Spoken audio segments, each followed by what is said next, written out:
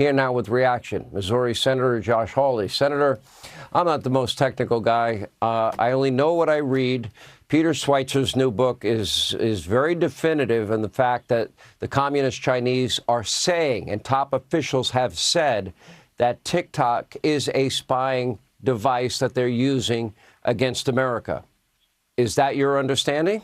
100%.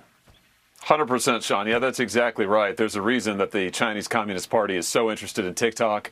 They're absolutely opposed to selling it. You know, back when Donald Trump as president said that we ought to ban TikTok, the Chinese Communist Party had a total meltdown about it. It's because they use the app to track our whereabouts. They track our data. They track our keystrokes. They want all of that information from Americans. And this is about putting Americans back in charge. Get China off of our cell phones. Get China out of our media. Let's give Americans control of their lives back. Well, I'd also add maybe we should not allow Chinese nationals to be buying up thousands and thousands of acres of farmland, ranch land, and land near military installations.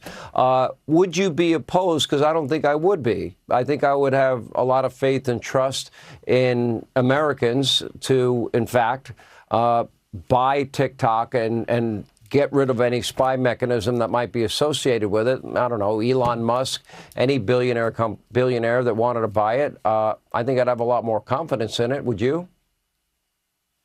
Absolutely. If this were owned by an American company or an American individual, group of individuals, that'd be fine. I mean, what needs to happen here is there needs to be a firewall between TikTok and Beijing, because the whole deal is all the information TikTok gets from Americans is available to the Chinese Communist Party. That's the problem. That's why it's a security threat. That's why they want to get into our phones so they can get this information on us. We need to put up a firewall. If they would sell TikTok, that's fine. If they won't sell them, then we're going to have to ban it. Okay, if you ban it, I'm sure some kids will be upset by it, but they probably would be a competitor that would fill that void, I imagine, because it's pretty popular among kids.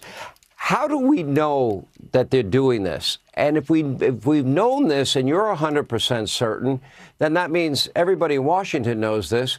Why has nothing been done up to this point? Why, again, are we allowing Chinese nationals to buy up our farmland, ranch land, and land near military installations? Have we forgotten they're our number one geopolitical foe? Are people just not aware of it? Because it seems so obvious to me.